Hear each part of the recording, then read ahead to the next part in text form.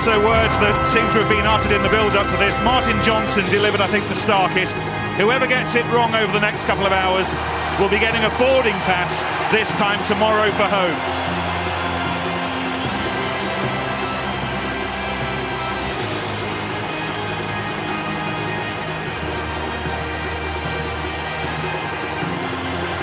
Final check on the teams. 3 English changes to the one that put away Romania. Courtney Laws returns from suspension to take his place in the second row. Matt Stevens has the responsibility of stabilising the scrum, and Mark Cueto's hat-trick a week ago in Dunedin, still not enough to retain the left winger's shirt. That's gone to Dylan Armitage. Scotland have shuffled half the team after the agony of Argentina. Captain Alistair Kellock's back. Richie Vernon steps up for the concussed Kelly Brown. And it's a Saturday, so Ewan Murray can take on Stevens in the front row.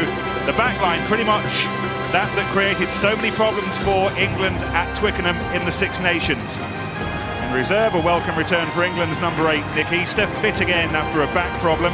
Matt Banahan will be a hefty influencer of affairs later on. For Scotland, Scott Lawson and Ross Rennie added to the forward cover. Chris Cussiter will bring his usual belligerence. Dan Parks might be hoping it doesn't come down to a late drop goal. And Scotland, recorded by the New Been in Zealand Auckland Symphony over the last Orchestra, couple of days is to have had a little reminder of home. English and Scots Choir. crowding the streets, the bars, the harbour side. Now they're all here.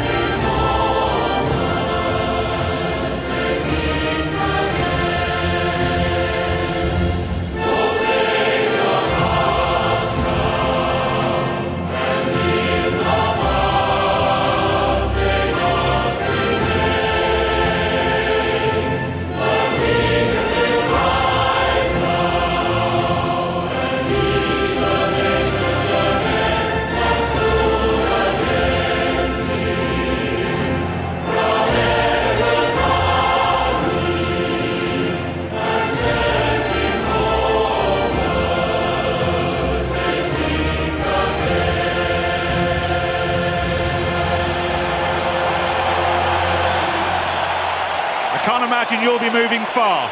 England against Scotland next.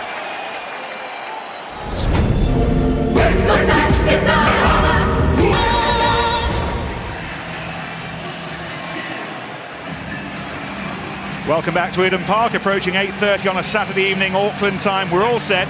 Scott Hastings played for Scotland against England in a World Cup semi-final 20 years ago.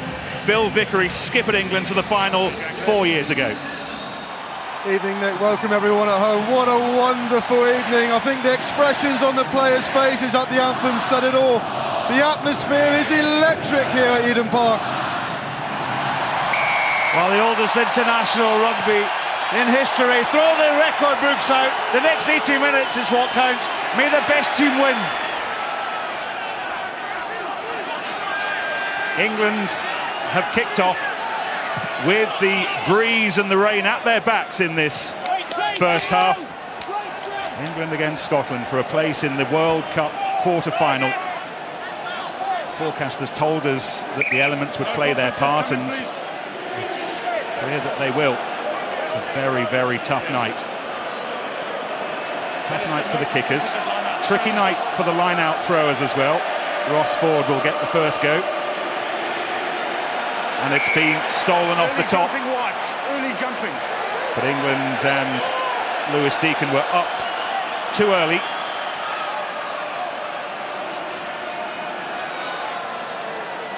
There's the Leicester man, 28th cap today. Won Martin Johnson's vote to wear 4 ahead of Simon Shaw this evening. And the first test for England's fullback, Ben Foden. This is Croft up to the 10-metre line. Young's at scrum half to Wilkinson at fly half. Missing his mentor Dave Allred this evening because he's suspended after the fuss with the ball a week ago. Scotland with the first mistake. Ball was knocked on and the advantage didn't last long. And Chris Patterson takes the ball into touch himself. The referee, by the way, is Craig Joubert from South Africa. England struggled with Bryce Lawrence and Jonathan Kaplan on the first 2 weekends.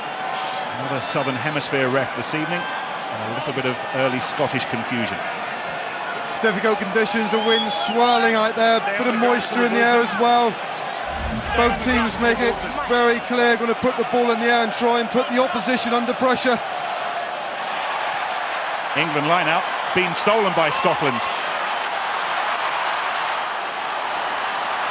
This is Lamont doing what he was brought into midfield to do initially before the knock-on. But Scott, that's precisely why Andy Robinson's picked him there. Yeah, very much so. Took on his opposite number.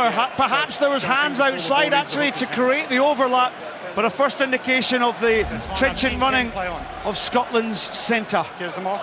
Come on.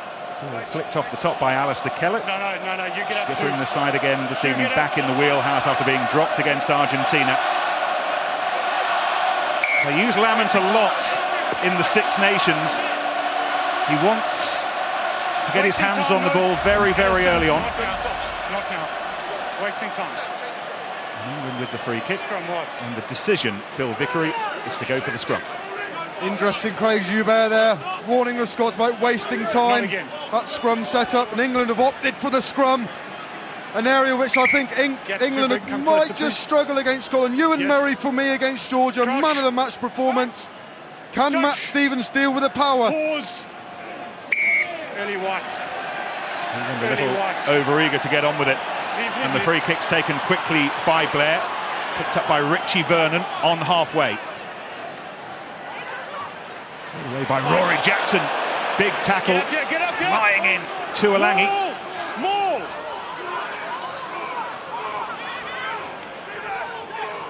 Scotland have possession back.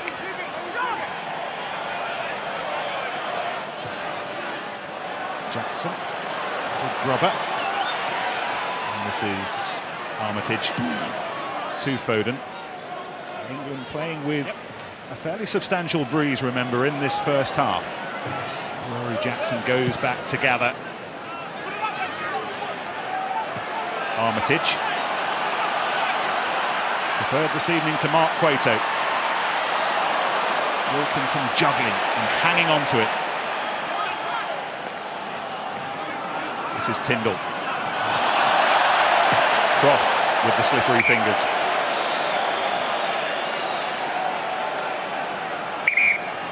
The concern for James Robson and the Scottish medics, and it's the fly half Rory Jackson who has problems.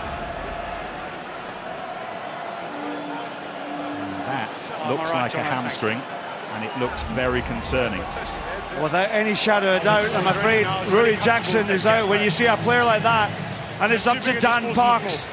Parks, who replaced Jackson with 10 minutes to go in the game against Argentina. Look at the tears. It means so much to these players. They are creating history today. The atmosphere is electric, as Phil was saying. And now the game changes for Scotland. What tactics do they continue to employ? So sad for Rory Jackson. He, like everyone else, has a chance to achieve something here that they will be reminded of for as long as they live. Crouch. Responsibility now rests on the shoulders of Dan Parks. Has he washed what happened in Wellington out of his system? That missed drop goal that would have booked Scotland's place in the quarterfinals before this evening. Early change for Scotland. We'll see if it fundamentally alters the way they play this game. This is Richie Gray, biggest night of his fledgling Test career. Parks' first job is to find Lamont. Patterson coming through with some enthusiasm, colliding with Daniele. Jacob Howe thought about having a nibble on that biscuit, but I think wisely decided not to. Driven over the line by Ford. Little chip through. Evans is chasing it. Foden momentarily was caught in two minds, and that meant that Scotland can win back possession in a very handy position. Here goes Blair. Patterson. Two Parks. First kick is an interesting one, and it was gathered by Lamont, and it very, very nearly worked. Don't think it's the first time we're going to see the large frame of Lamont stretching England's white defence like that. Oh, very much so, and maybe an indication with Parks being on the field, the kicking game is his first option. I think he should continue to handle the game. Keep running the ball. Scotland finding the space. Brave play coming in here from Max Evans, who beat Ben Foden on the ball. The cross kick was there. There was men over for Scotland, surely. It's interesting, isn't it? Andy Robertson talked in the week about we can't run around England, we need to engage them, we need to take them on. Scotland showing good early intent with ball in hand. Ewan Murray with the blue tape around his head takes his place in the Scottish front row. Missed Argentina and the Calcutta Cup match in the Six Nations back in March. A key component of Scotland's team is right in the thick of it this evening. It's a solid England scrum, although Cole has gone down on the far side, and it's a Scottish penalty. I struggle to come to terms with a decision like that. I understand his loss is binding. That England scrum was moving forward. Technically, was correct. It's interesting, my worry before the game, particularly for Matt Stevens, Jonathan Kaplan was refereeing his last game where he gave a number of penalties away at scrum time, and he just so happens to be Craig Joubert's mentor. So the England power coming on there, Matt Stevens staying tight on Ewan Murray, really driving through him, and there you see Dan Cole coming down. Nigel Owens doing his job as assistant. I'm not going to have a letting the referee know what's going on. Yeah, you maybe saw Nigel Owens on the back of the frame there. Actually, he was the one who indicated to Joubert that Dan Cole had slipped his binding. Props have been talking all week about how devilishly difficult it is to get a grip on these super slim shirts these days. A wet night as well doesn't make it any easier when you're flying into a scrum and a ton of weight's coming back at you.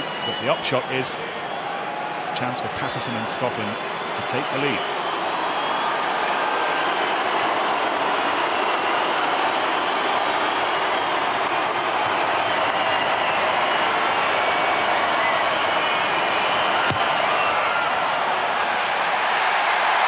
One of the first of his 109 caps was in the rain at Murrayfield in 2000. That ended up being a very, very special day for Scotland, and Patterson puts them ahead early on in Auckland. A massive filler for Scotland. Chris Patterson, one of the surest kickers around. We obviously saw his statistics not as high as one would expect. First blood Scotland. Which is exactly how they would have wanted it. Get into an early lead. Let England do the early worrying. Strokosz drove the ball back out of the 22 with intent.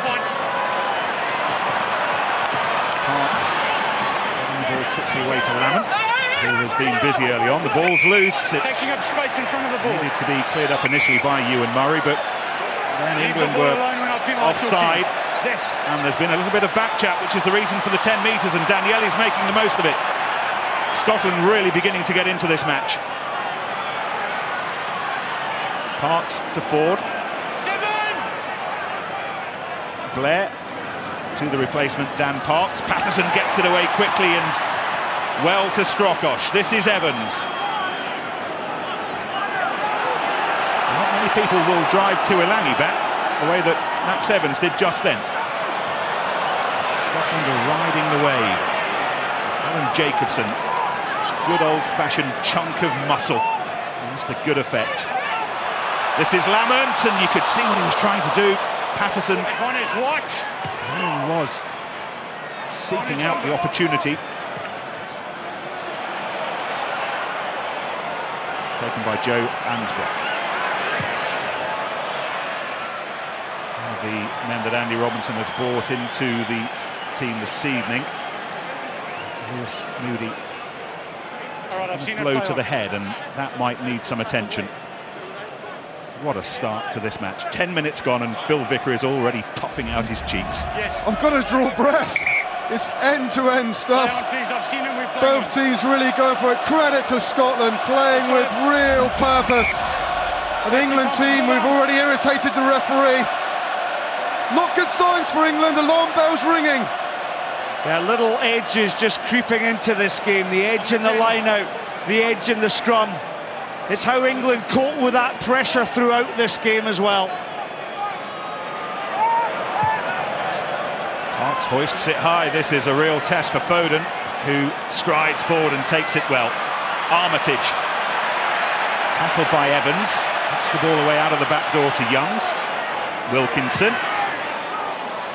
England are scrambling at the moment, but that is a fabulous kick.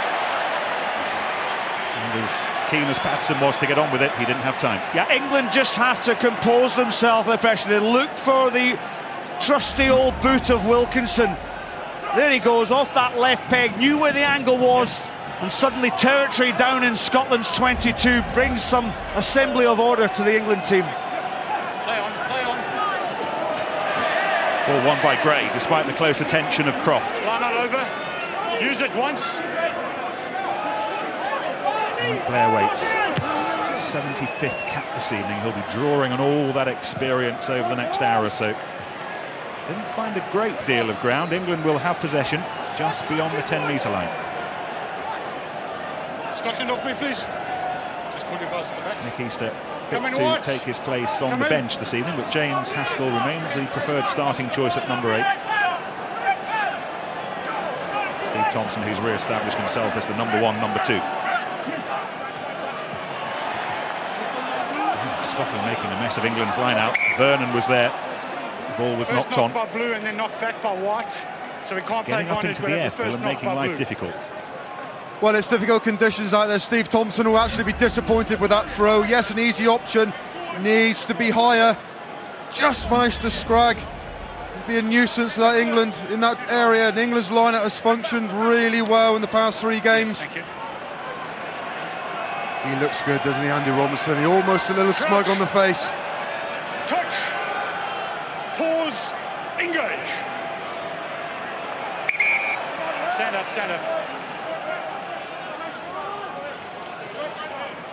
Okay, hey, don't get involved every time.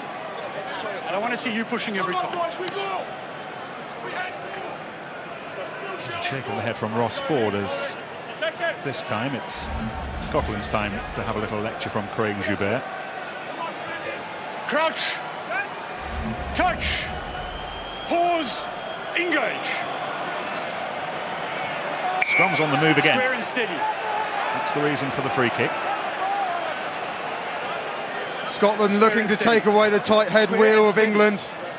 Alan Jacobson, experienced, and also coming back into the team. The captain, Kellogg, known for his scrummaging ability. Before the ball has got to be square and steady. You just look here as the power comes on, looking to move around. Craig Joubert, aware of that. Ewan Murray not happy. He's had scraps with Matt Stevens in the Premiership, but never at this level. Never in a test match. 3 head and shoulders, number 1, head and shoulders. And now number 1, head and shoulders. it's Stevens' turn to give away the penalty. Not getting the right angle, and Blair's not hanging around to discuss the decision. Scotland immediately up to the 10-metre line. Evans was there and the penalty was drawn by Scotland. Dan Cole not rolling away. He will say, how was I supposed to? But Craig Joubert is laying down the law very early on. Yeah, massively so. In the contact area, concern about the scrums from both teams. Craig Joubert not happy with the engagement from both front rows. But this is where Mike Blair's been brought back into the team. He's always teasing defences. The tap and go.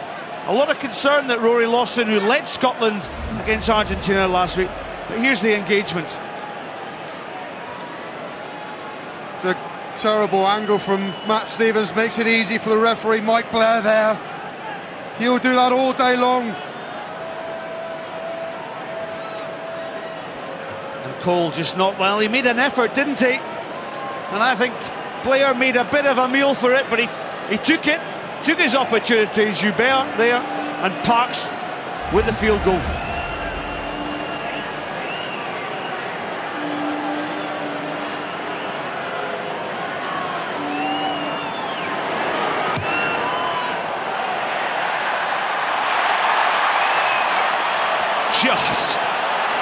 Just.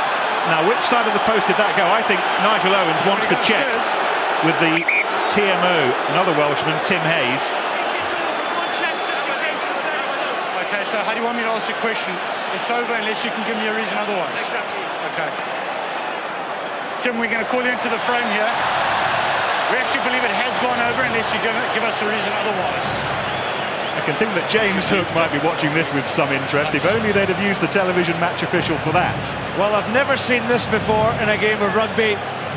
All eyes glued to the set. Look at this replay. Over or under? Over. Nigel Owens had a busy time refereeing South Africa against Samoa yesterday evening. But his head is clear enough to call for the replay and the confirmation that it's 3 more points for Scotland. And Parks is slowly exercising the ghosts of Wellington. And for that lot, the perfect start. They would have said, let's put the fox in the chicken coop. Let's see how England react. We're about to find out how England will react to this. Scotland 6, England 0. We will keep reminding you all evening that Scotland need to win by 8 points or more.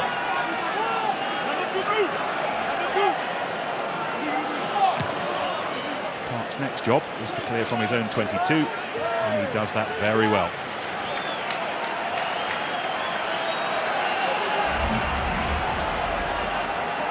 Well, a great camera angle. Remember, he's kicking into a wind. He's absolutely nailed it. Of course, out of range of Chris Patterson playing full-back. That is why Parks stepped up onto that 10-yard line. Nailed an absolute beauty. England just a 4-man line-out. Deacon was the target. Youngs spins it away. This is Haskell. England not really in this game yet. Again, it's Deacon. Again it's Youngs, and again it's Haskell. Runs into Strokosz, who needs to be careful. Thompson. Ross Ford busying himself. Cole. Didn't seem to have the ball under total control as he went into the tackle with Strokosz, but hung on to it. Wilkinson high on the breeze. Beautifully taken by Armitage. Debates back home as to why he was picked against the 3-try man Cueto. And then Youngs was burgled and Ford comes in. But England have the penalty. 5 right, arriving player.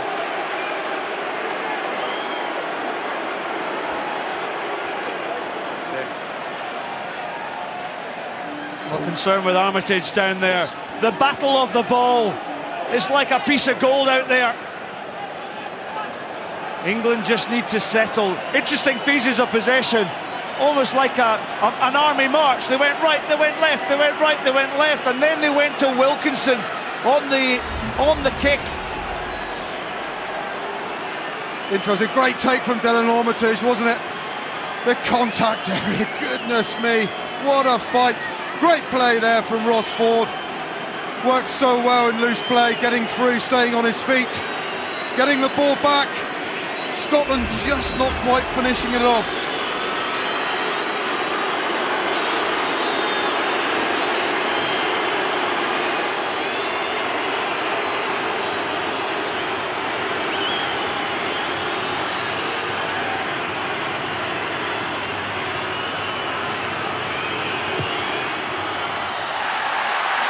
On its way.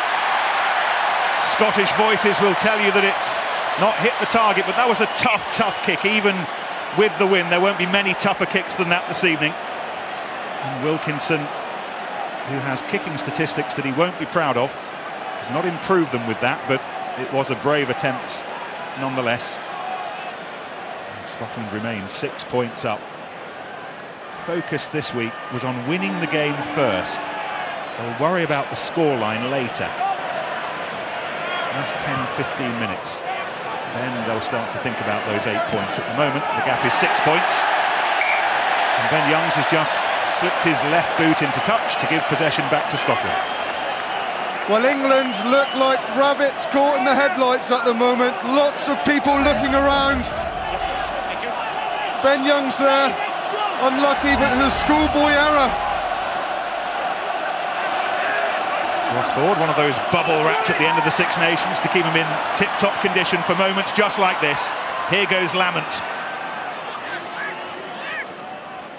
Blair. Haskell was driving through and took Kellock out of the equation. Blair kicks over the head of Armitage. Ball bounces up invitingly for the London Irish player. And from the sanctuary of his own 22, bashes it back down towards Scotland's, where Parks is on hand. Let him run. Patterson. And the penalty puts Scotland ahead. Foden has dealt well with those. And the penalty went against Alan Jacobson. Didn't retreat the 10 metres as he ought to have done because he was in front of the kick. Well, interesting call from Chris Patterson, Scotland's most experienced player. You saw he took the call from Dan Parks. He absolutely nailed the kick. Jacobson just guilty of not being within that 10-metre radius and not being played onside. And well, Wilkinson, I'm surprised at this one taking a kick.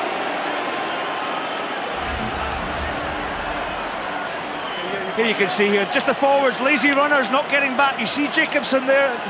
Got to be a picture on the 15-yard line. He's within 10 metres. But what is it about Scotland-England fixtures? England's patterns have absolutely been rattled. And for me, well, if he nails this one, though, he has got the win behind, but this is almost a more difficult kick than the previous one.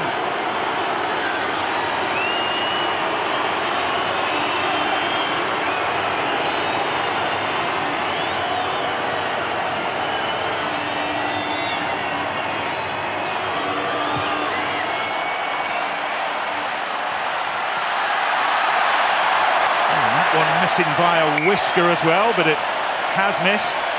2 kicks, 2 misses. Scotland remain 6 points to the good. Small margins. This is what this game is all about. Small margins.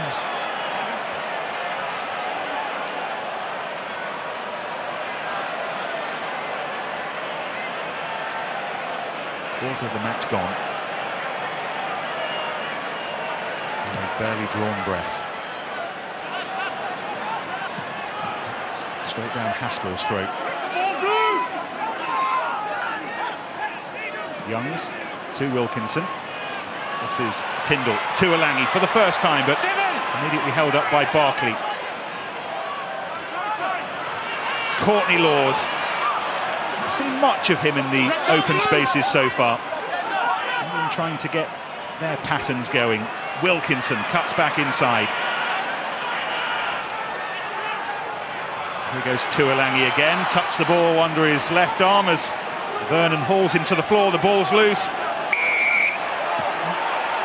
Scotland thought they'd won it back. Blue player off your feet. Stay up. Players diving in off their feet, and Wilkinson has a penalty that, perhaps for the first time, is within his range. Yes, it may be, but good work from Scotland. You've got to play international rugby on the edge. Richie Gray, unlucky. Doing the right thing, just slipping off of his feet. Manu Tuolangi just coming in there, just got taken off the feet. Referee, oh, this is a bit of a harsh call. But England have got to get some points on the board for the first time there, actually putting some phases together. So yes, less yelling at me. Slight concern perhaps for Scotland that it's them for the time being who are beginning to cough up the penalties. Is this the time for Wilkinson to make them take?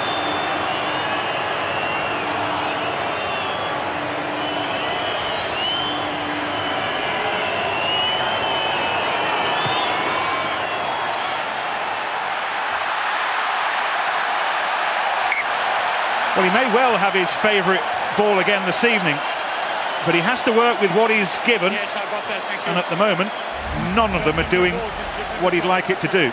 Let's not underestimate just how tricky it is out there. I was down on pitch side, it's blowing an absolute gale and it's swirling around there. It's a really difficult one. But Wilkinson, when was the last time Johnny Wilkinson missed 3 penalties? I can't remember. We know exactly when that was, Phil, don't we? About 3 weeks ago against Argentina. Scotland, meantime, on the rampage. Vernon chasing down Tyndall. Wilkinson in defence. Foden. Here goes Patterson again. Driven on by a tartan wall of sound. Barkley to Ansborough. Daniele was chasing it, but it really gave him no hope whatsoever, and Wilkinson snappily off his left boot. Parks. That is a fabulous kick from Dan Parks. Pinpoint accuracy from Parks. Well, the battle of the 10 so far, the kicking duels going in the favour of the Scotsman at the moment, wearing the number 21 jersey, having replaced Rory Jackson less than 5 minutes into the game, and the atmosphere again takes off. It's just tinderbox in here. The thing that's impressed me about this Scotland team is the intensity they're playing the game at the breakdown, tackle area, real purpose and desire.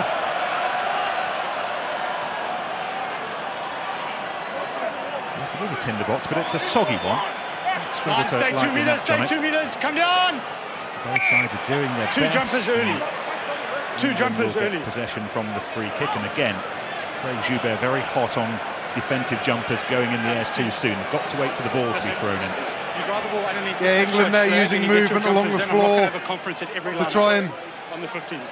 try and create doubt in that Scotland defensive lifting pod.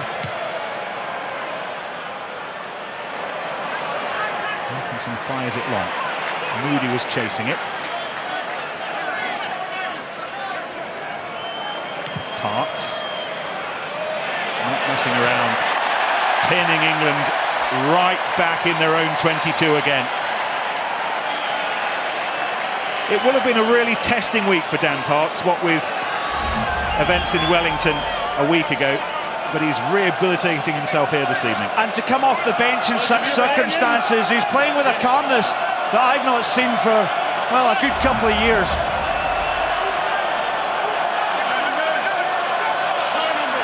Thompson flicks it high, it's been won by Gray. Thompson tries to rescue the situation, but it's Scottish ball.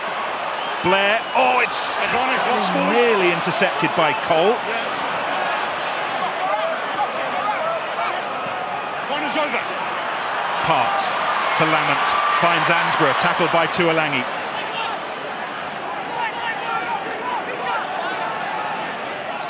Parks, drop goal, maybe this time. Just falls short. Short, eh? Definitely short. Definitely short. Definitely. Craig Joubert just confirming that it was definitely short.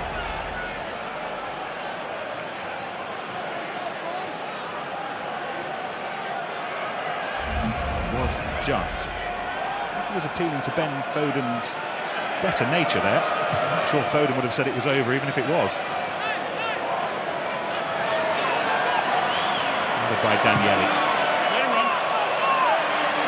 Foden again will come forward. Daniele makes life very difficult for him. The ball's loose. Gray very nearly gets onto it, but lost forward by Blue in the air. Ball came off Daniele's hand.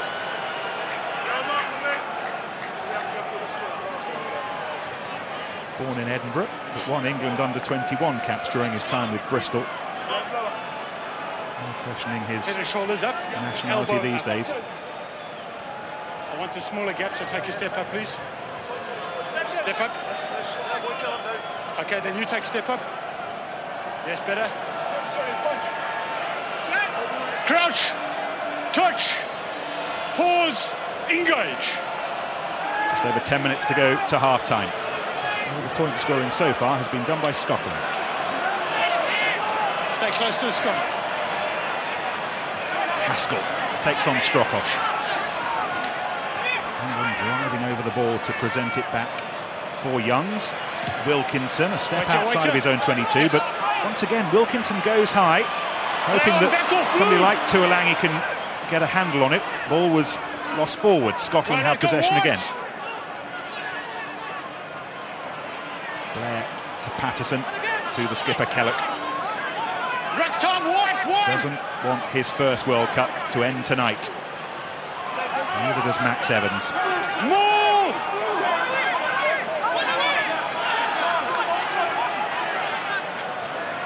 Blair to Parks. Wilkinson again invited to use his right boot this time to clear. Patterson losing it in the swirling breeze. Parks hacks it on, it could go anywhere. Picked up again by Parks. This is Vernon. Some 2011 for him. First Six Nations, now a first World Cup. Lamont to Ford. Such a mobile hooker. Looking as good as he's ever looked at the moment. Blair switches it back for Patterson. Big tackle from Moody. All the way through for Ansborough.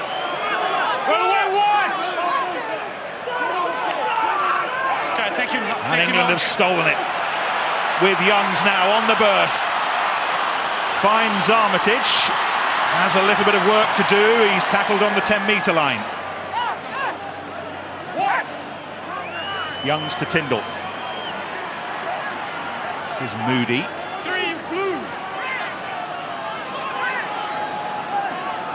Wilkinson coming in again on that blind side, tackled by Ansborough. It's tough to remember an England handling move that's really threatened Scotland's 22 so far. The ball is so slow. Haskell at the forefront. Youngs again, Wilkinson. It's Tuolangi. England continuing to look for Scottish gaps in this narrower side, near side to ours, and they get the penalty. Leave. Oh. All right. Evans involved, Ashton involved, Jacobson the biggest of those involved. He's a nuggety character, isn't he? Played against him many times, never short of a word or two, but backs up with performance. Staying with the original penalty. Okay. So the original penalty is entry, 1 in 14. Counteract from the side. Aaron Jacobson put out to grass after the Six Nations like 4 others to make sure that he was in top condition. Well, the penalty came from the clear out. Well, get your protractor out and measure the angle. Craig Joubert looking for both those players to come through the gate. Nothing out of the incident with Evans. And really, Joubert very careful in the contact area. I understand that the referees may well have picked up some unfortunate language, so apologies for that, if you heard it.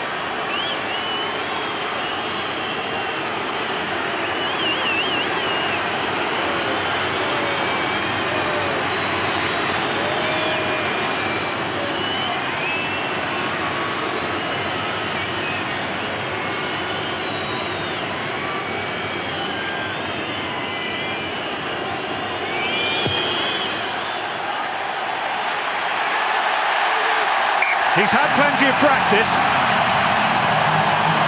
and eventually does make perfect. England are on the board, approaching half-time. Scotland's lead has been cut to 3. Well, at last the English supporters have something to cheer about. Good pressure from England. They need their big players to stand up. Moody in particular, to take ball into contact. They've got to go through the phases of possession if they're going to put Scotland under pressure, but there needs to be more urgency in this performance. Haskell misjudging the flight of the ball. What's that goal, that?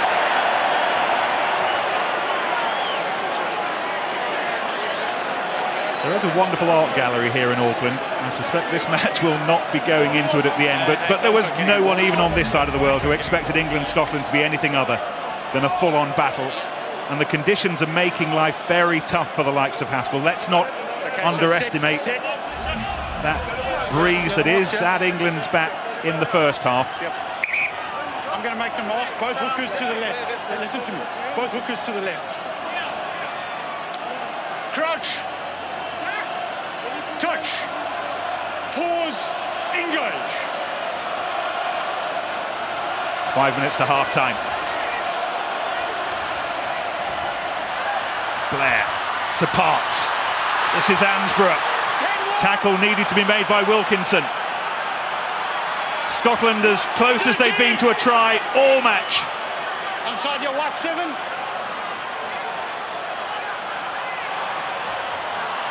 Ford. Blair to Parks. This is Evans. This is Ansborough. And that was Armitage. Yeah, great defence from Armitage. Covered his man well, squeezed the space, used the touchline as the extra defender. Thank you. Scotland playing with real style. Good work by Dale. Also previous, like Johnny Wilkinson there again. He had a great cover tackle earlier in the play. Move over, they'll come in. Chris Patterson. Not good for a Scotland fan. Chris Patterson struggling. England's line-out has been less than watertight so far this evening. It was hoisted high in the sky, and Laws Wait, back line! could go up relatively unmolested. More! Taken on by Thompson. This is ambitious. Haskell. Fine, clean out. Youngs with Wilkinson waiting over his right shoulder. Youngs takes the kick on himself. Evans is underneath it. Oh dear! Croft came down with the ball. That is what you call an unwinnable situation for Max Evans. Yeah, it's an interesting one. We've seen a number of the players from both sides. It's the way the ball seems to be stalling almost within the air that the players are hesitant to actually go. This obviously moved rather like a slip field under that, but look at the pressure coming in. Let's see if it's going to stay. What Tom Croft does so well, isn't it? His pace, real endeavour. What concerns me with England, though, the first thing you would have done this week in practice on a Tuesday, Wednesday, practice your exit plays. What do they really achieve? They've turned some fast ball into slow ball, Scott, made it difficult for the half-back pairing. Touch. Pause. Engage. You're reminded of Andy Robinson's words before the match, though, about creating some chaos. Scotland have done that to good effect so far. Okay, all right, just get up, just get up. Just get up. Scrum remains an area of confusion. Matt Stevens the last to get up. Okay, all right. Ewan Murray there splintering Matt Stevens. Green splinter getting through the gap, pushing him away from Steve Thompson. Lots of talking going on in the front row. No, not now. No. Stevens pushed to loose head when Andrew Sheridan departed. He's been listening a lot to Graham Rowntree, who was a very handy loose head in his playing days. But it is the area that Scotland are targeting the English scrum, and Stevens knows he has his hands full this evening. Manager Martin Johnson never lost to Scotland as a player. 9 matches, 9 wins. Record in a shirt and tie, 2 wins and a draw. Graham Rowntree amongst those watching on with interest as well. Crouch. Touch. Pause. A couple of minutes to half-time.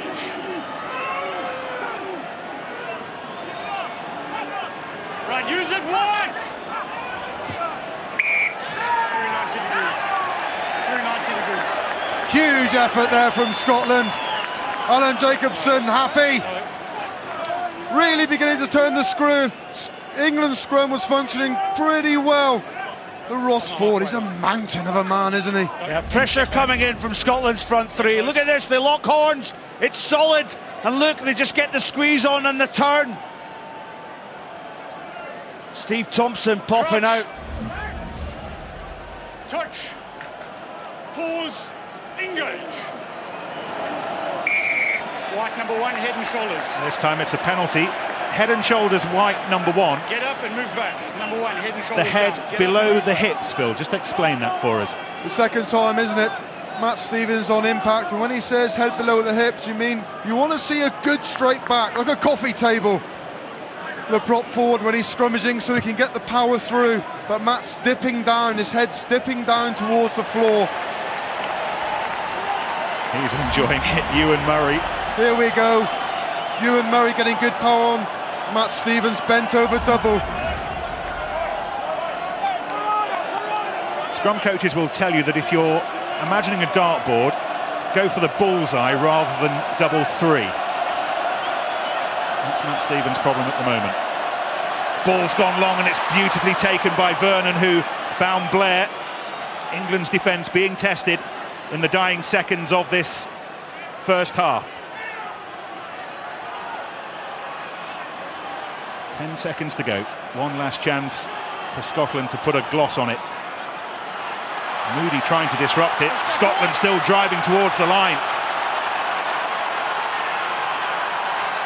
Gray was right in the thick of it.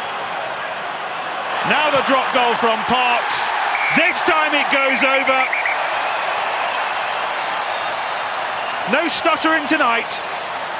Dan Parks has the final word at the end of the first half. They're not there yet, but Scotland have the 6-point lead. Reaction to come. Half-time here in Auckland. England 3, Scotland 9.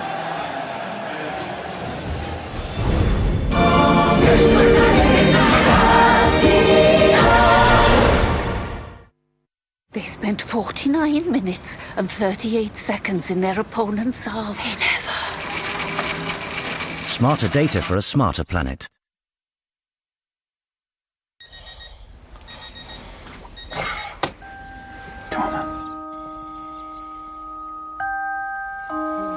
Sorry, love, go back to sleep.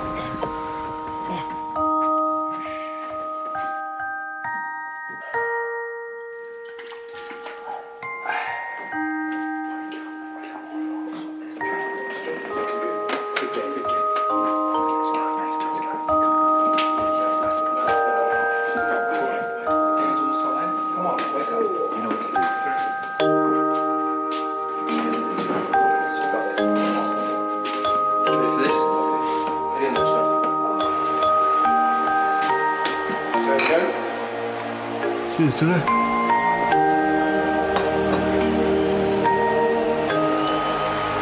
Our customers could get a free breakfast pack to help them get up for England's games in New Zealand.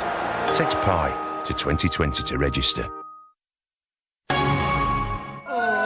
Mario Kart on the Wii is great to get the family together. I'm coming for you, Peach. No way! After a tough commute, unwinding with Mario and the kids is perfect. Yeah, all right, you're all grounded for a month.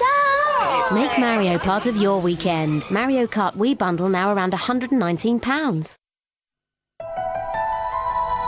Why can't all journeys be interesting?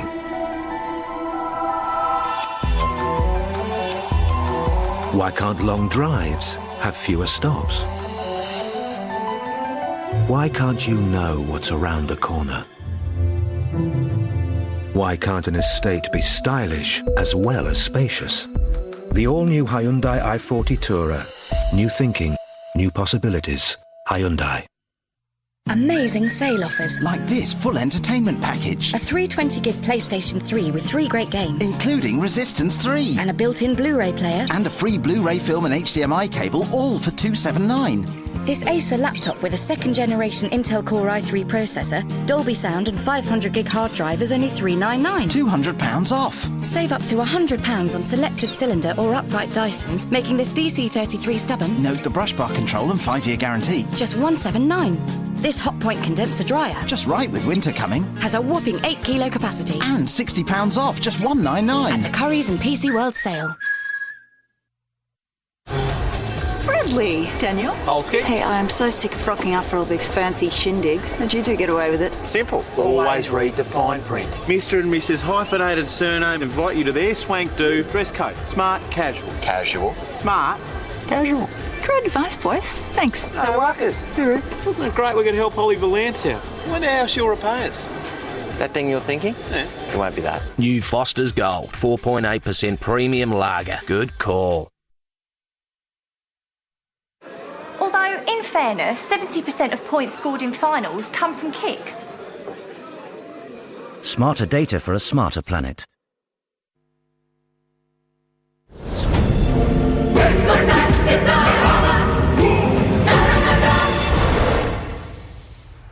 Scotland with the momentum in Auckland, England with the problems, big problems. While Scotland are finding the target, Johnny Wilkinson has had just solitary success, 1 from 4. An 8-point win is the Scotland target. A 6-point lead is what Scotland have at half-time. And this is how the pool table would look at half-time. England would be through if nothing changes from this point on. But in the England dressing room, the message is clear. Something just has to change. But Tom Evans, from the Scottish point of view, a first half which has gone absolutely to plan, I would think. Yeah, great start. I mean, obviously it was unfortunate to lose Rory Jackson, but having someone like Dan Parks come onto the pitch, I thought he's played very well. He's controlling the game exceptionally well for the Scots, and you know, he's the perfect guy you want, especially in these conditions. So hopefully he can continue his kicking in the second half. But wow, Lawrence, England are really struggling to get in this. They are. Worrying first half for England, because just the urgency and the you know, just the breakdown. You know, Scotland have just look really urgent. They're just throwing everything at England. England look a bit lethargic, and they're just not reacting quick enough at all. And they're losing all the little battles as well around the park. And you know, certainly the intensity that Scotland are playing at is you know, they thoroughly deserve their lead at half-time, I have to say. Yeah, they just looked inhibited in that first 10 minutes. The penalty count was racking up, and Scotland were winning the battles all over the field. Yeah, they're just losing the little battles, as Lawrence said. And, you know, the intensity that Scotland's playing with is really unsettling them. You know, you need to look at the line-outs and the scrums. Glaring mistakes there from England, being put under pressure. You know, at line-out time, they're under pressure. And at scrum time, maybe just watch his line-outs, Lawrence. Yeah, they're just. I mean, you know, we highlighted Richie Gray and his mates, and they're really putting them under pressure. England in these conditions, looking for the easy out, looking at Croft at the front, which has been a very successful line-out for them. But again, Scotland putting them under pressure again here. Thompson just underthrowing Richie Gray. We highlighted him before the game. You know. And what it's creating, you know, Scotland are able to put pressure on England. England aren't able to get out their own half, and it's telling on the scoreboard as well. We knew the front row battle was going to be enormous, and Scotland are winning that as well. They are. I mean, you know, Ewan Murray is a quality player. You know, it's obviously a Saturday, so he's back playing again, and British Lions, Sean, you know, you're talking through these. You just look at this, and England have actually got the wood on them here. Cole loses his binding, technically a penalty. At that stage, you thought that England were OK. But as the game wore on, as the half wore on, Scotland, especially Ewan Murray, up against Matt Stevens, has got the wood on him here. And Matt Stevens there down on one knee. It turned them round. This is England's ball, remember?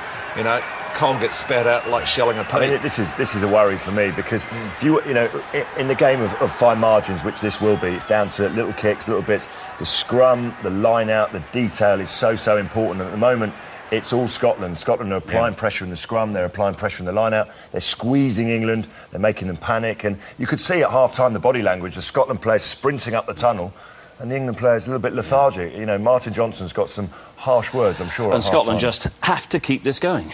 Yeah, I mean, geez, every Scotland game I've watched has just been on a knife edge. I don't know how much more I can take, to be honest, but you know, they've been playing some great rugby. I just hope they keep it up in the second half. They're going to need to against an England side like this, so Fingers crossed. At the moment, it's better than last weekend, from your point of view, anyway.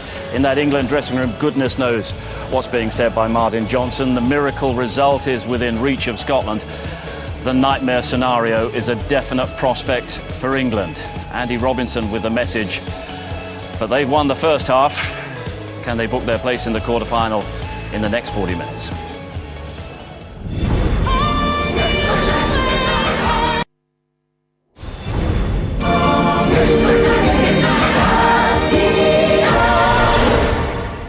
So much new hope for Scotland, but so much despair for poor old Rory Jackson, injured in that epic first half from the Scotland point of view. But Tom, you have to say that Dan Parks has come on and been an absolute star. Yeah, you really have to feel for Rory. He's a real passionate guy, but, you know, and disappointed to see him go off the field. But having someone in the calibre of Dan Parks to come on, especially in these conditions, and kick the territory, kick the points, it's working out really well for Scotland at the moment.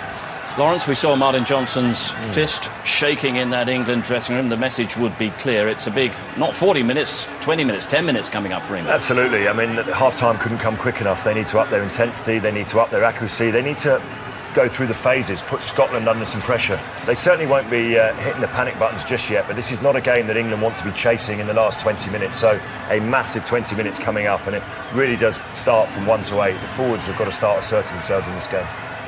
Sean? Yeah, they don't seem to be throwing the numbers, and the one area I'd say that England needs to work on to put pressure on Scotland is at the breakdown. They seem to be throwing 1s and 2s into the breakdown. They need to throw big numbers in there and turn their defence into attack. Scotland have a 6-point lead. They need 8. We're back with Scott Hastings, Phil Vickery and Nick Mullins. Scotland have made a change. Nick DeLuca is on for Max Evans. Joe Ansborough has gone out to the right wing. DeLuca has gone into midfield. Tactical or an injury will get Martin Bayfield on the job. So Scotland have made 2 changes now. That earlier one, Parks on for Jackson. And you have a sense that Parks will have an enormous part to play in this final 40 minutes, Scott. He's got the wind at his back. He's been here before against the big nations. He knows how to frustrate. Massive game for Dan Parks. He has to ensure that he keeps his team going forward. It's a simple game plan. It's on the edge of your seats. He's going to be looking for drop goals and penalties. Simple as that. First Scottish line-outs of the second half. Taken to Blair cleverly. Strokosh feeds Gray. This is Vernon. That's the England 10-metre line.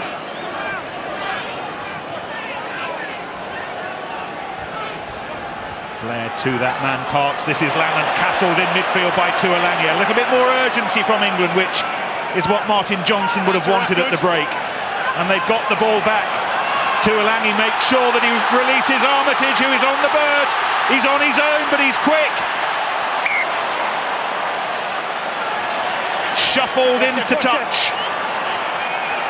But England laying down an early statement of intent.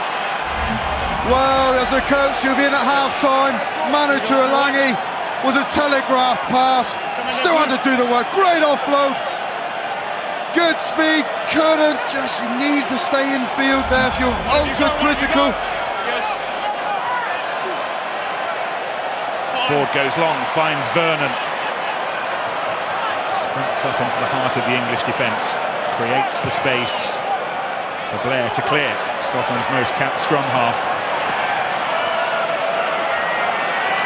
Armitage to Foden. Try score against Romania a week ago, as was this man Tuolangi. Ashton tried to get involved. Barely mentioned Ashton in the match so far.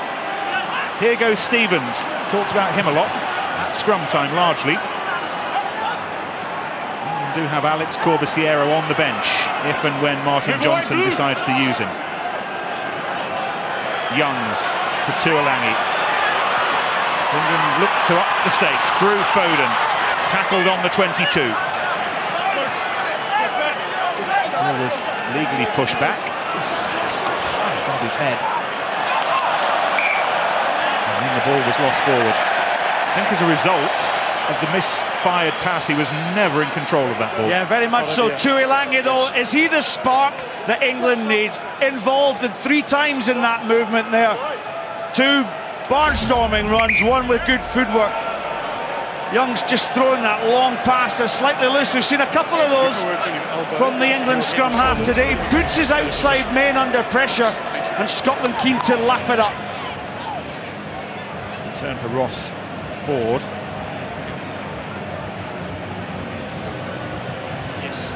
Martin Johnson looks on. First time in a while we sensed this week that he really missed playing. You could see that old steely glint in his eye when he talked about this game over the last couple of days. You've been spending time with him, Phil. Yeah, chatting to him at the press conference. And his words were, this is what Test match rugby is all about. To the fan, a coach, a player. You want to be involved in these big games, and there's none bigger than this. Crouch. Touch. Pause. Engage. Keep the elbow. And Cole went down on this near side. Okay, collapse far side. Stand up, please. Stand up. And we will just reset it. Collapse far side. Just a fabulous atmosphere within Eden Park. English and Scots sharing the experience here. And a special mention as well for all the service men and women who we know will have their own favourites tonight as they watch ITV's coverage on British Forces broadcasting in Afghanistan, all around the world. They, like Gregor Townsend and Andy Robinson, captivated by what we're seeing. It's not pretty, but this is good old-fashioned Northern Hemisphere rugby. Stodgy, compelling, but you're not going anywhere. Touch. Pause. Engage. Both of you missed the bind. Reset. Well, I felt that Alan. Just get up. I felt that Alan Jacobson then came in at the absolute wrong angle. Phil, you'll probably agree with me on that one. He's got his hands full, hasn't he, Craig Joubert? All kinds of things going on. Binding. Here we go. Good hit. Good bind from Matt Stevens, looking to get his power through. Far side again. Dan Cole caving in, but is he being forced in by Jacobson? The myths of the front row. Touch. Well, if you can't sort it out, Phil, the rest of us have got no chance. England definitely getting the nodge on there, and Vernon, as a result, was under lots of pressure as we look down from our eye in the sky. Stopped raining, by the way. Scotland still have that breeze at their backs, which Parks uses to its full extent. Bounces invitingly for Foden, who chases the kick. Patterson, who wins it wonderfully. Held up by Armitage. England doing their best to try and keep him off the floor. Patterson has got the ball down. Not sure that he's won back possession. He has. Joubert looked kindly upon him. From a kick, catches ball. Wonderful play, wasn't it? Great high take. Scotland forwards getting there so quickly, getting the drive on. Andy Robinson's happy. How can you tell? He always looks like that, doesn't he? I'm going to make my mark here. Steely eyes. Steely eyes. Only played Scotland once as a player for England. They drew 12-all that day. His first match as Scotland coach, he was reminding us this week, against England last year, was a draw, 15-all. There is a history, and England have got the real nudge on at the scrum there. Picked up by Youngs, bursting through. Tyndall gathers it. England almost in full cry for the first time. A peep of Joubert's whistle. Ball was lost forward.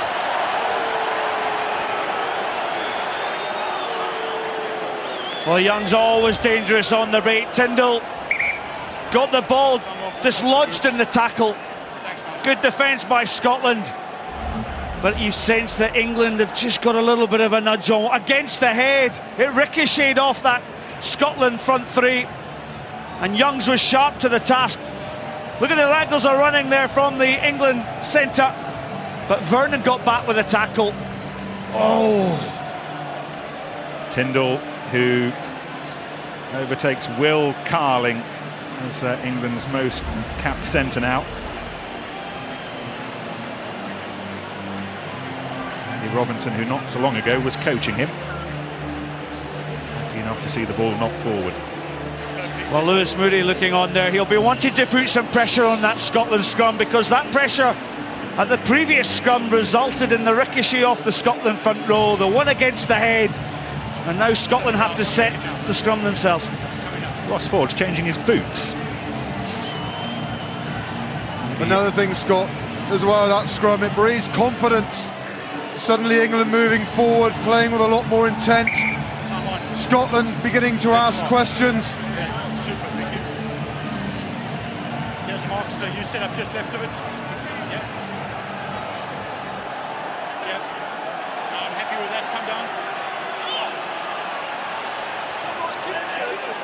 Crouch. Touch. Pause.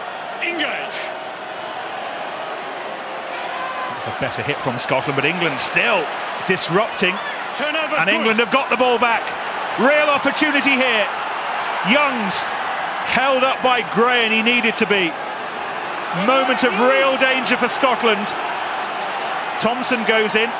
Wilkinson drop goal. No.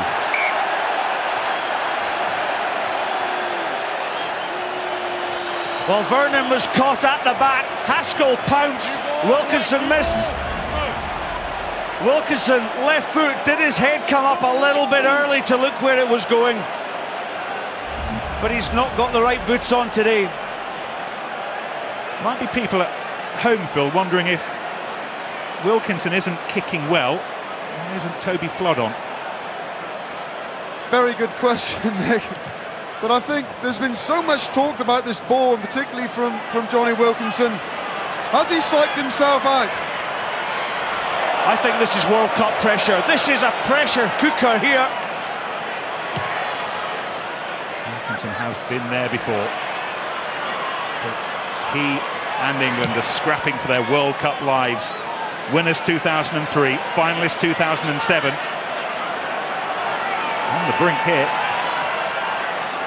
Scotland still don't have the 8 points that they need to save themselves, but they're trying to build something for pretty much the first time in this second half. It has been all England. Armitage quickly on to Vernon, and Scotland have been shuffled back to halfway. Parks to Lamont. Brought down by Croft. Held on as he was brought down. 12 wide on his feet. Well, the result of that penalty was from Ewan Murray passing ball backwards on the previous phase of play to Richie Vernon. If Scotland players have to react, they're going to have to take it forward themselves. But good pressure from England, the double tackle on Lamont. He's obviously always looking to try and break the tackle, but England were up to the task and nailed the Scotland centre. Wilkinson against the breeze, feeling that was beyond his compass, and goes for touch instead. Great work, great. So Mike Tyndall, something he does particularly well, getting on his feet quickly, bouncing off the floor, not getting off his feet. I've got to determine who goes first. And James Haskell also in there, putting the pressure on. Thompson with the line out throw for England. Decades worth of test experience going into little episodes like that. Found by Lewis Deacon. Stevens at the back of the barge.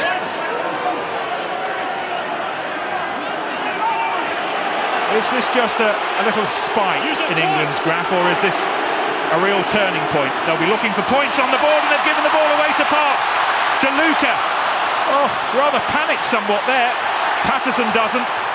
He will chase his own kick. It bounces into touch. And if it was an English spike, it didn't last long. Scotland have driven them right back. Just for a second, put your mind in England forward's head. You've had a great line out, good driving play, set up to put some sustained pressure on the Scotland line. Parks, wonderful move, saw it early, good kick, and suddenly you're on your own 22, defending again. Well, for the first time in this second half, Scotland with territory. They've been desperate to get it. It was a great response by England. They put pressure on Scotland now. Scotland, can they put pressure on the England line-out throw? Thompson on the 22.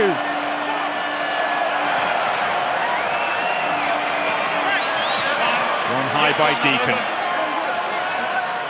You see where England are now. They're having to work from their own back garden.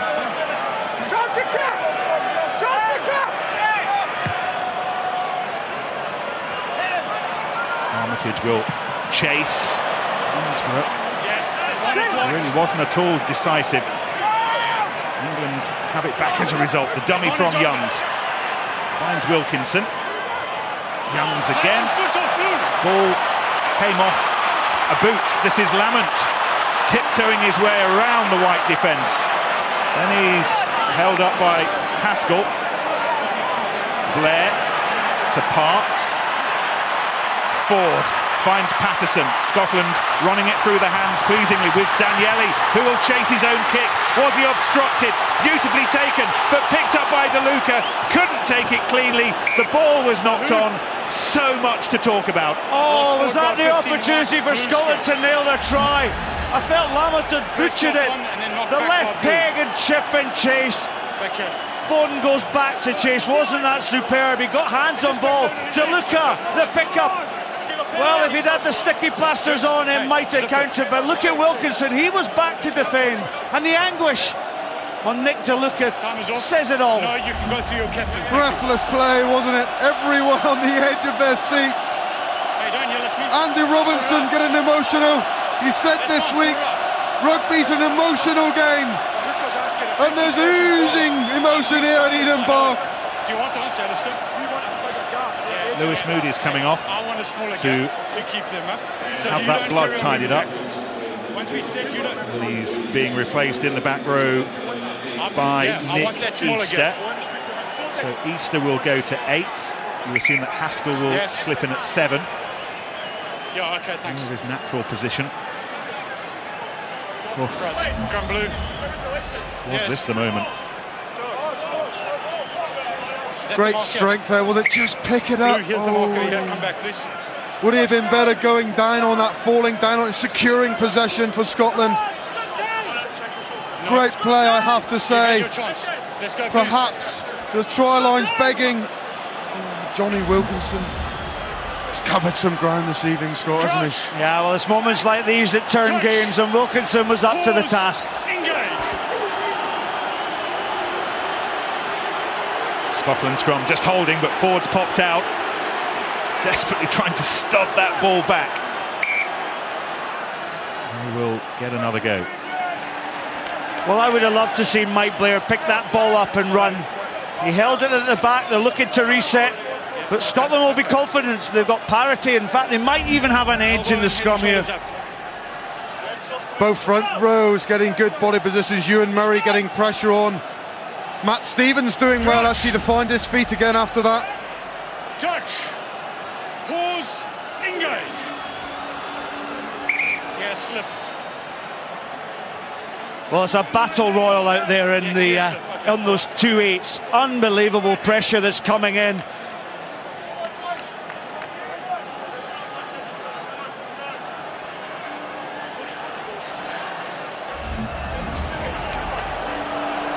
Again, there's a slip from Ewan Murray there. Sometimes it happens. Touch.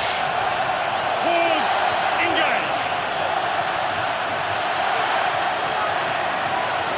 Parks waits, controlled by Vernon. They've got the penalty.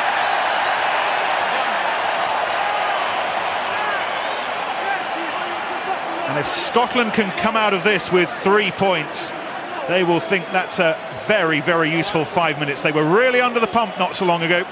Little half interception, and now they are staring at the English posts. Powerful work, wasn't it, from the Scotland pack? Came back at England. Ewan Murray, Alan Jacobson, Ross Ford. Phil, one of the big things I think from Scotland's scrummaging point of view is that they are winning the verbal battle in there. Every time that camera pins in to Alan Jacobson or Ross Ford, the words that are being told in that front row, it's a telling story. No, it is, but you have to say though, Scott, throughout this Scotland team, you just sense they've got good team spirit, don't you? Everybody working hard for each other. This kick goes over. Scotland will be beyond the magic 8. This kick goes over and things stay the same. England will be looking over the cliff.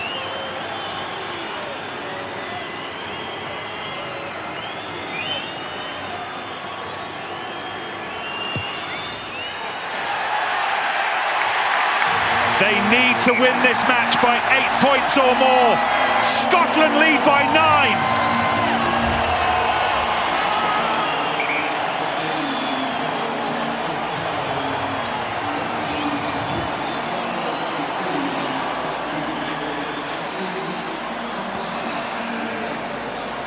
We could be at Murrayfield. Just magnificent. England are making changes. Tom Palmer is on.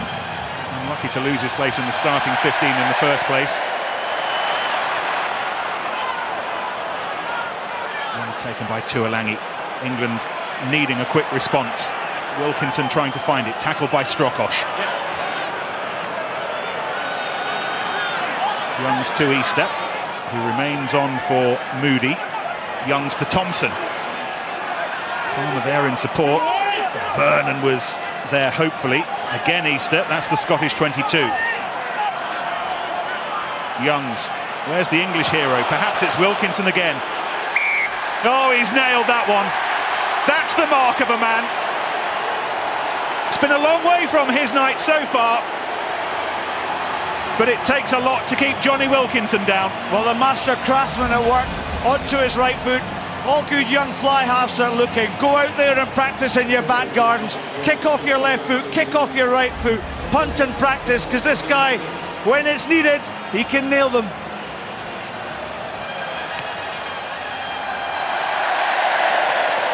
And the lead is back to 6 points. And you can work out the implications of that for yourself, I'm sure, by now.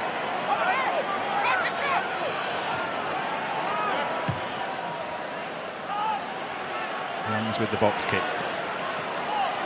Vernon has run holes in the bottom of his socks this evening, as has Blair. This is Patterson. Not sure how many Test match miles he's got left in his tank. It may well be his final Test match, conceivably. He will hope, the whole of Scotland will hope, that it isn't. Here goes DeLuca. Second half replacement for the injured Max Evans, we're hearing, by the way. Release. And England have the penalty and Moody prepares to come back on. Well, Moody takes a slip and comes back in. I feel a couple of times tonight Scotland have run the inside channels rather than the outside channel. Now that time they decided to go on the outside. DeLuca penalised, but they did find space, and I think Scotland should look to vary the game.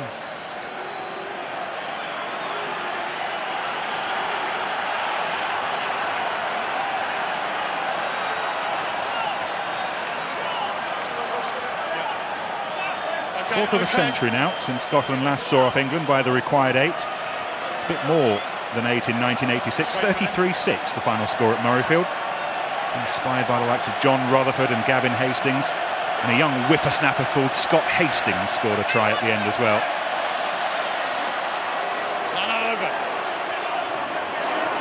The win doesn't need to be so handsome this evening, but they've got their defensive work cut out here, because England and Haskell have control from that line out. Right, use it once. Not really used this aspect of the game, Phil, much during the tournament so far, but that was to good effect. Here goes Wilkinson. This is Tuolangi. Scotland have worked hard to shackle him down whenever they can. Wilkinson again, drop goal, charged down by Parks. This is DeLuca. It's fast and it's frantic, and it's getting faster and more frantic. Here goes Daniele, hauled down by Tyndall. The chase from Patterson. Foden needs to take his time, and for a man who not so long ago didn't think that fullback was his natural position, he did that beautifully. All the work that he's done with Paul Grayson at Northampton. Wanted to be a scrum half, but the great Test fullbacks would have been very happy with that piece of work then. But it's still Scotland building with Parks. There goes the replacement at half-time DeLuca. Held on to the ball, needs to be a little bit careful. Blair. Daniele is getting more and more involved in the game. Ashton needs to try and do likewise for England. He'll chase this kick for all he's worth. Oh, that is a magical kick from England's Chris Ashton. Yeah, punishing kick there. Daniele had men over. He should have put the ball through his hands, stretched that England defence, but Ashton, like a good winger would always do, covers his angles. Ben Young's fired a few passes. This is Wilkinson though, charged down. But Ashton, like a good covering winger, finds the space, knows where the space is on the angle kick. And there's that. This is an aspect of his game that's actually improved.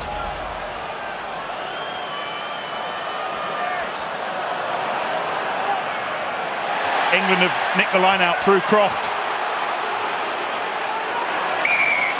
And they get the penalty. Collapsing them all.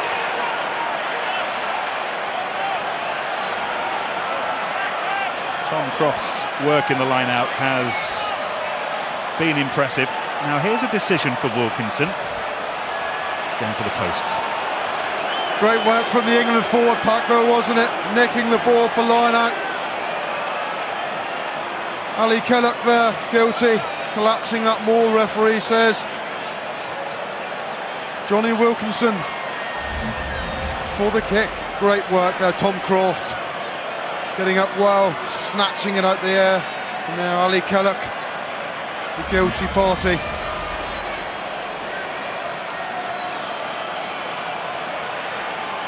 Mike Ford to the left, Brian Smith, John Wells to his right. All eyes on this man.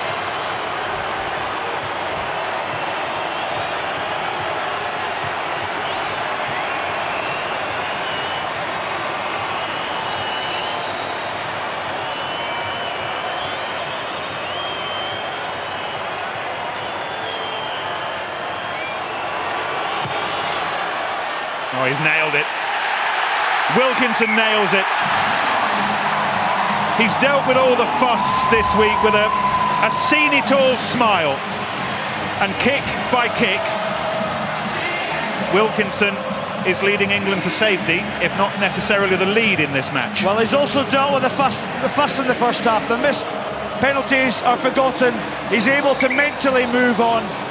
And he's now readjusted his style and kicking confidently and being more involved in that game management. Lewis Moody still waits to come on. Scotland are bringing on Ross Rennie, so when Moody does return, he'll be up against a genuine scavenging number 7. Currently taking the place of John Barkley. Nathan Hines is coming on for Alistair Strokosh as well.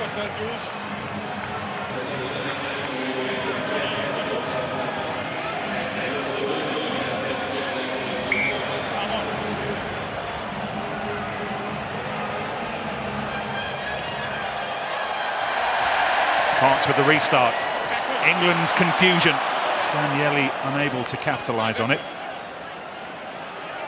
Word on the changes. Scott, you've been a fan of Ross Rennie for a while now, I know. Yeah, very much so. He's actually put pressure on John Barkley. I think John Barkley has played his part, but Rennie now has his chance to show just what a good open side he is. But this man there, Tuolangi, he's been the one bright spark, I think, really, in England's performance. Deacon again with another well-executed English line-out.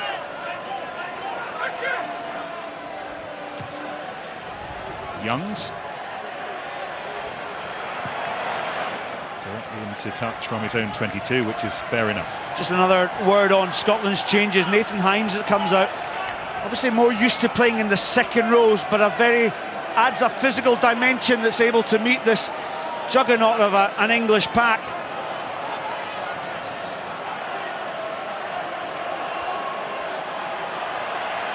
Minutes to go. And not one of us here or any of you at home know how this is going to end. At the moment, England are heading into the quarterfinals and Scotland for the time being are heading home. But so much time still left. This is Ansborough taking on Tyndall. Tyndall needed to make that tackle. No tackle. Armitage was there as well. Parks. That's interesting. Oh, it might yet work. Croft half slips. Gray was chasing him down, and Croft needed all of his athleticism there to save England. Tyndall, in the meantime, has hurt himself trying to stop Ansborough. 22.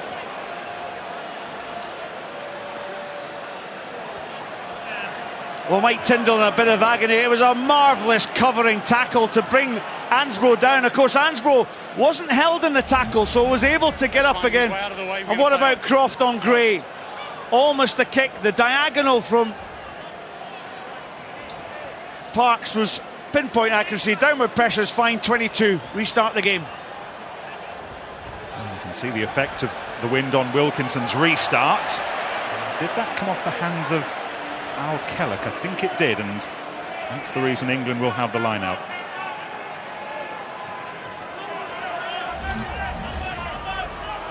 This is where Tyndall hurt himself. Got stamped on by his own mate, Dylan Armitage.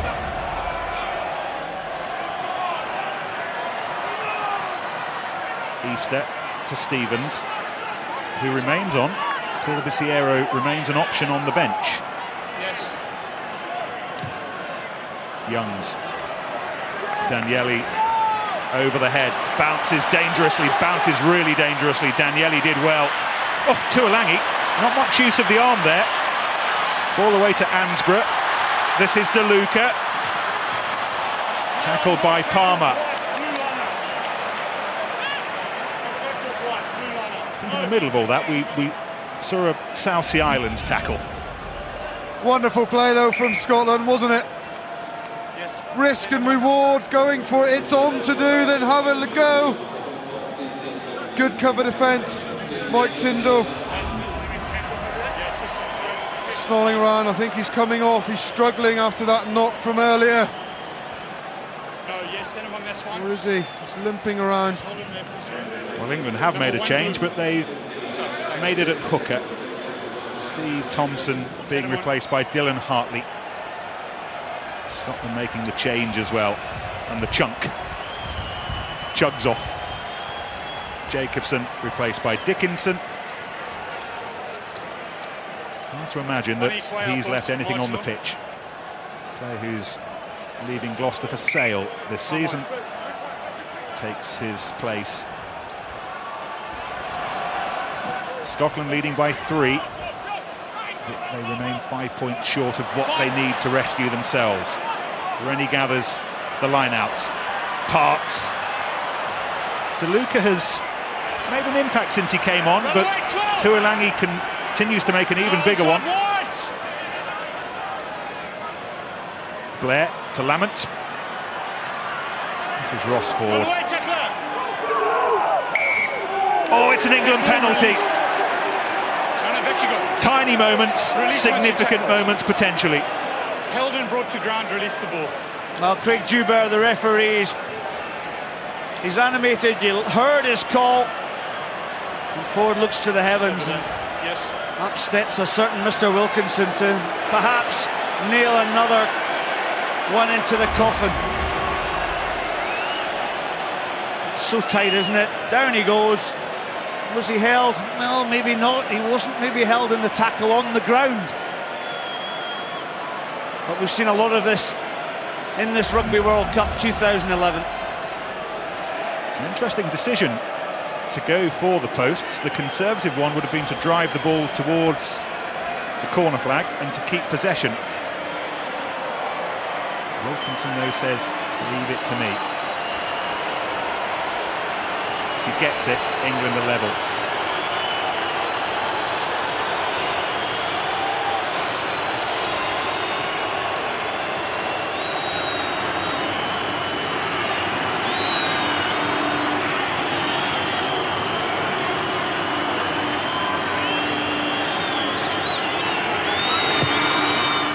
He's given that a real hoof. He's given that a real hoof. It was just short, though.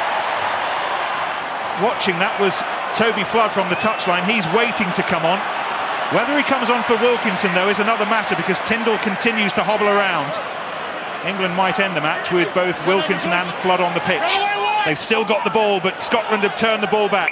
And now they get the penalty. Let him run, let him run! Taken quickly. Blair has to be given room to run in. Turnover. Everybody who was within 10 metres of the offence was out of the match, but now Scotland have lost the ball and England have it. This is Tuolangi, over halfway. It's turning out to be another of those ugly but epic England-Scotland encounters. No left, no left! Scotland's defence stayed strong, led by Ross Rennie. Youngs, Wilkinson to Tuolangi, that was ambitious. And Wilkinson had to come in with his dustpan and brush to clear it up. Runs into Dickinson. Youngs to Easter. He's held up. He's had one of the games of his life for Scotland, but will it be enough?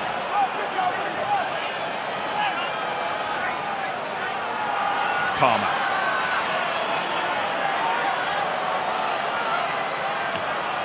Ashton. Armitage. Tackled by Ansborough.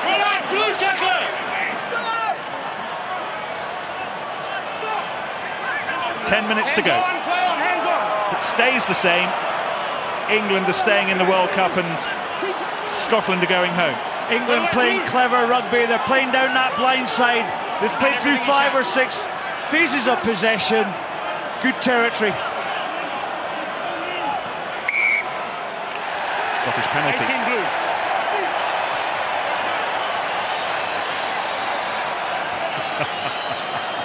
There's a knowing smile on the face of Phil Vickery. Great work, wasn't it, from Nathan Hines? England finally beginning to play with some intent and looking dangerous with ball in hand. And we've kind of been looking at each other wondering why we've not seen this earlier in the game. But this Scotland team won't give up, Scott, will they? No, they certainly won't. And 10 minutes to go now. Well, they're quite happy playing the tight game. You know, do you continue to seek the penalty, the drop goal? But as we say it here, Nathan Hines goes in. That's why he came off the bench. That's why he makes a nuisance of himself. Richie Vernon already in there. But England's performance tonight has been littered with these types of errors.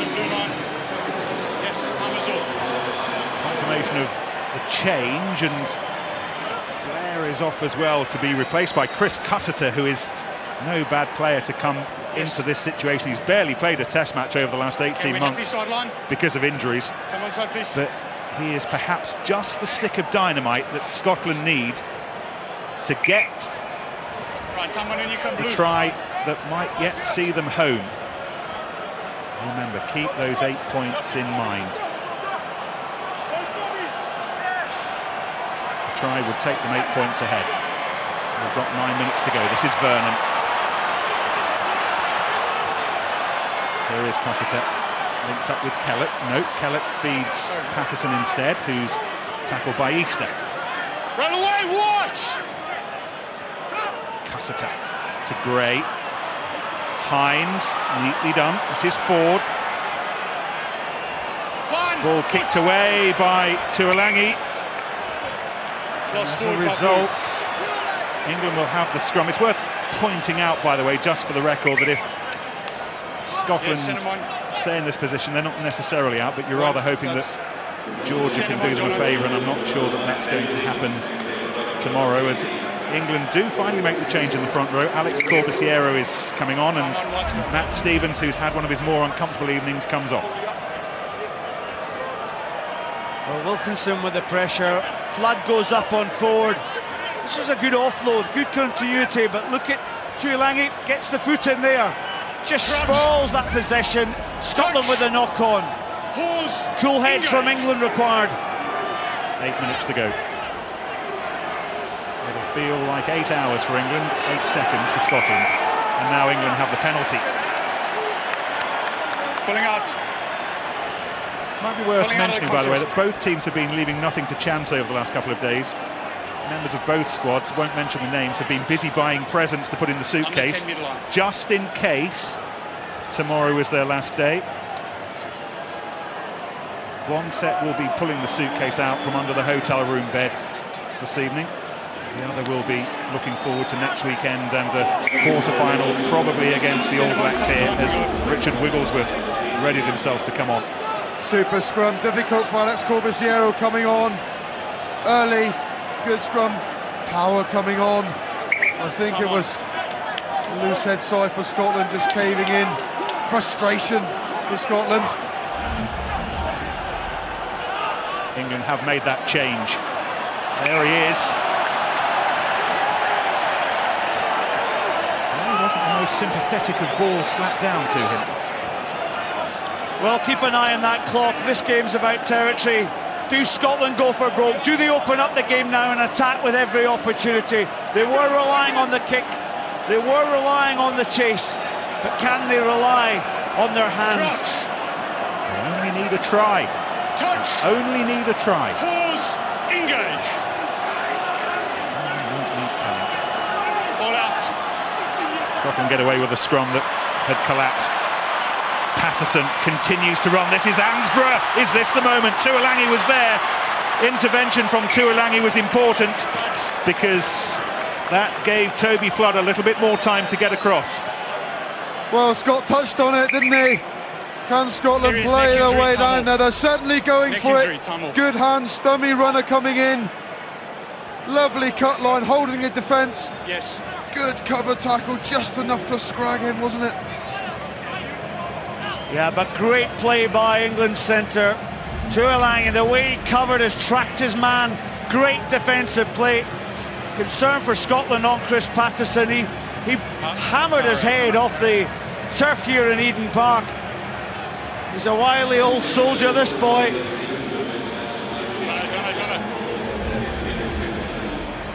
This is how it happened. Oh, he caught Armitage and the flailing right shoulder.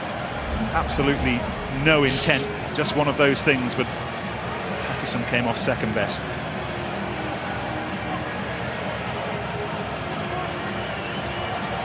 Well, it hasn't been pretty.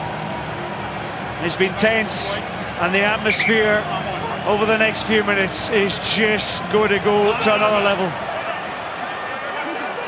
Four blue. Peeling off, play on. Blue peeling off. Same more. Easter takes the ball forward for England. They've driven it up to halfway. That rolling maul from the line out has been much more successful, but then they were hanging on to it again. It's just been a succession, this match, of sides winning possession and then handing it back. It's been a long way from textbook rugby, but it's all added to the entertainment value, and with a little over 5 minutes to go, it is still anyone's match.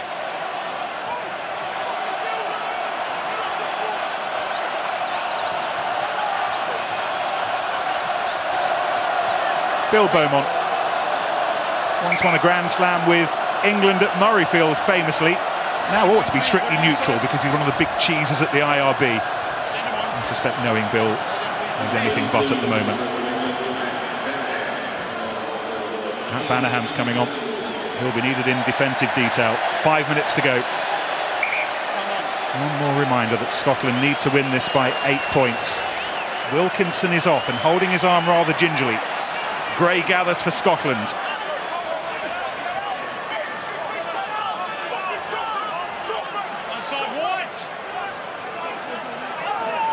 Cussiter. Parks goes for broke. This will come down with an enormous question mark on it, and England get away with it. Armitage, Ashton will fire upfield and chase his own kick. Patterson scampers back.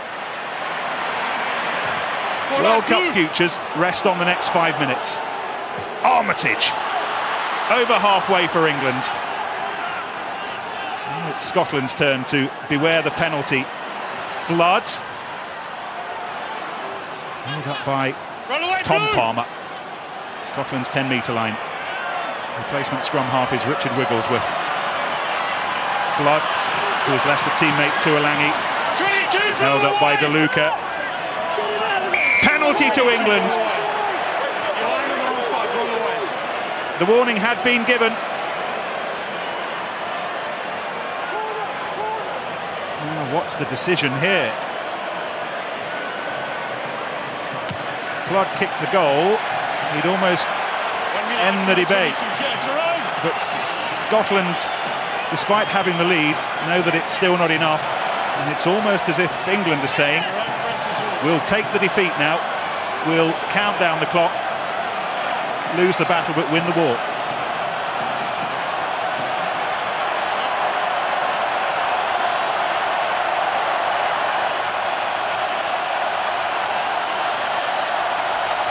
Hope you can feel this atmosphere back home, because Eden Park is rocking. Tom Croft continues to be the master of the line-out. He's been the aerial master. And England are becoming increasingly comfortable at this facet of the game. Hartley goes down to present it for Wigglesworth. This is Tuolangi. Wigglesworth, taken by Flood, flings it wide. Taken by Ashton to finish it and put England in the World Cup quarter-finals.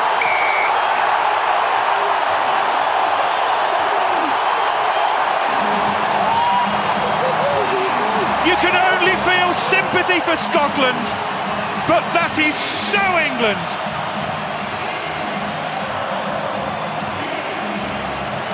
Well, England persevered, and ultimately they've broken Scottish hearts. Flood with the overhead pass. The line was there, Patterson couldn't get there. Ashton goes in. Key for me there.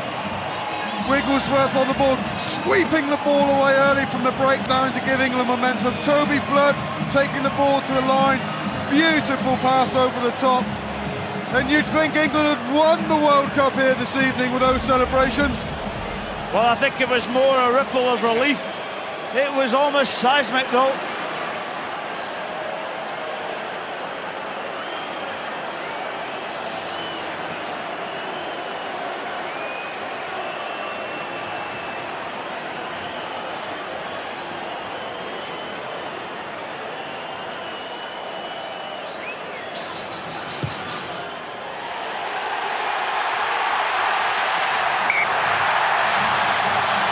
Toby Flood ladles on a little bit more pain for Scotland, a little bit more joy for England. Felt like Murrayfield not so long ago, now it's very much Twickenham. Very interesting, a quick contrast of the two flies. Flood who threw that one, Parks who kicked the previous one. They had an opportunity, Scotland, and perhaps just let it slip all away.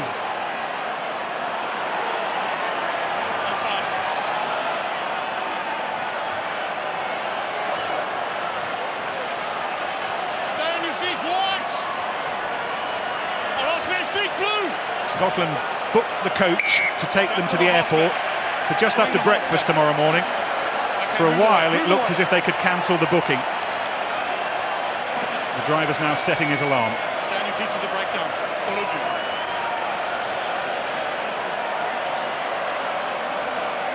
The only thing tougher than being a player is being a coach, because there's nothing you can do to alter what those two are seeing. Into the final 30 seconds. What has at times been a monstrously ugly game of rugby, but one that very few of us, with the North running through our veins, have been able to take our eyes off. Palmer, he's made a difference since he's come on for England. Scotland get possession, but time is up. The mark is here. Cussiter. Ross Rennie frees up the ball for Cussiter. Dan Parks, Ansborough, one last throw of defiance, no, into touch, English arms raised to Auckland heavens. England into the quarter-finals, Scotland devastated. Absolutely, it was such a brave attempt by Scotland, but unfortunately the boys in blue have been here again. They had an opportunity last week against Argentina. They had an opportunity here against England. It was a huge performance from Scotland. They made life difficult from England, but England ultimately had the last say in this game. I think from England's point of view, the substitutions, particularly at the end of the game. That man there on your screen, Toby Flood, had a huge impact when he came on, Richard Wigglesworth. But a stuttering performance from England, take nothing away from Scotland, who were everything in this game. The heroism, the commitment, heart and soul, could not have given